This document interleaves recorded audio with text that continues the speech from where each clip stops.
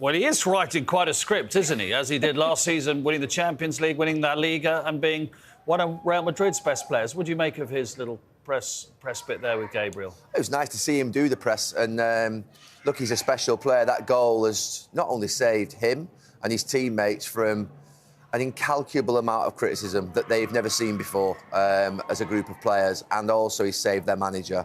And I'm glad for that because, to be fair, Gareth, he's been England's best manager for 40, 50 years. He's been England's most successful manager, and I wouldn't have hated it. All of us would have hated it in the game who know him for him to go out the way in which he has. What I would say is they're starting to sound like England players of the past, referring to outside criticism, referring to other things. Lads, get your innocence back. Get your love for tournament football back. There's no one wants you to lose here. We're all desperate for you to win. Honestly, it's like they've sort of started to listen to things that are happening externally, and all that's been criticised, there's no one been criticised personally, no one's questioned their character, no one said they're not working hard.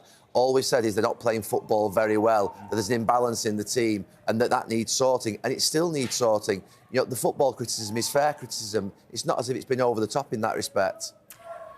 I think with football players, the right of reply is always on the pitch. So they are referencing that criticism a lot, but ultimately, today showed that, you know, Jude Bellingham, in those moments, he had that right of reply. He's obviously referencing the criticism. He's obviously not liking it. It looks a bit arrogant and confident. But there's another player called Cristiano Ronaldo who's a bit arrogant and confident. He's scored 895 goals in his career. You need that arrogance and confidence to do it over a kick with 30 seconds to go. I don't mind it because ultimately the moments, this game is about moments. Bellingham, I think, took it. Kane took it. When Tony came on, he had an assist. You know, so this is what players have to do. They have to do it on the pitch. This is unbelievable instinct and confidence and arrogance, whatever you want to call it.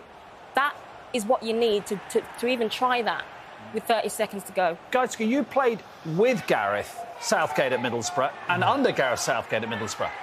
Are you surprised by the way he's managing and coaching just at the moment? And I ask the question because he has got so much attacking talent in his squad.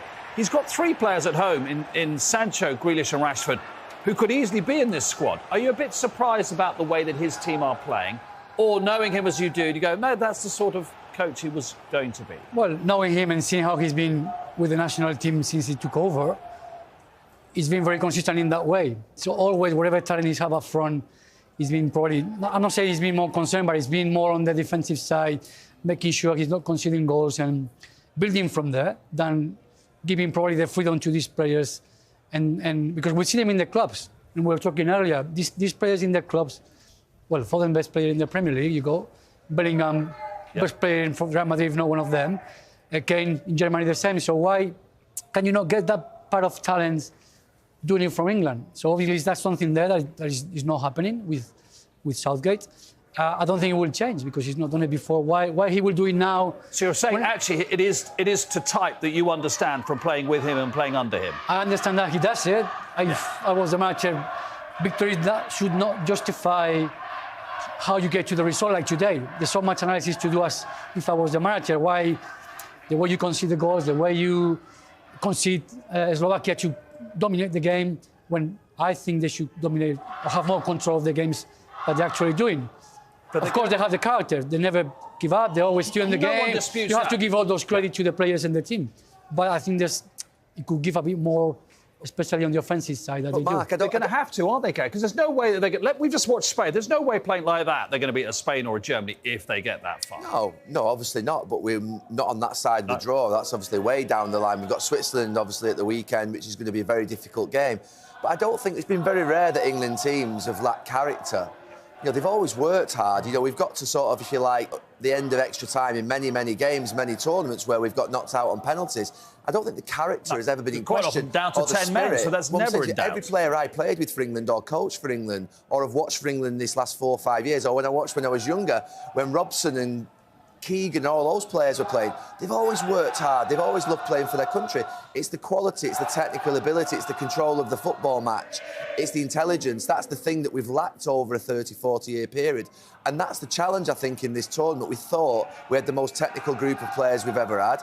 There's no doubt also you have to be the best defensive team also to win a tournament. That usually happens. So getting the balance is getting the balances. They're happy that Jude Bellingham scored anyway. Yeah, we just need a few pints like they've had. And basically, you think of that defensive balance, but then that technical ability. We just need to develop a bit more fluidity in our game.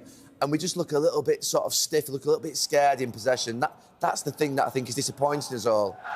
Yeah, the first half, the players looked terrified to make a mistake. Southgate's talked a lot about bravery and boldness. I've not seen it, you know, whether it's his subs, whether it's the tactical switches. Can he change the shape? What does he do now in terms of the next game? He has to be braver. He has to be more bold in his decision-making, because today I think the players have got him out of a sticky spot. He's put Tony on too late, I think. Yeah. If Tony was on 15 minutes earlier, I mean, can you imagine? He had such an impact. I can see why he was fuming, by the way, Tony, coming on with 2 minutes to go. I mean, I was... There you go. It makes an immediate impact, doesn't he? Yeah, that was a brilliant... So England's 2 goals. One is a throw-in and one is a mishit shot, and it's headed back into the danger area, back into the mixer, as we say in England, Deiske. Yeah, but he's in the right place. Yeah. He accommodates it perfectly because he's not an easy header to put it into Kane, and then Kane, that's what he does best. But again, you stay in the game. You Gareth and the team has a plan. He brings, obviously, I wouldn't be happy, 2 minutes extra time, but well, he gets out on the pitch and he does what he has to do, and they win the game. So absolutely, they do.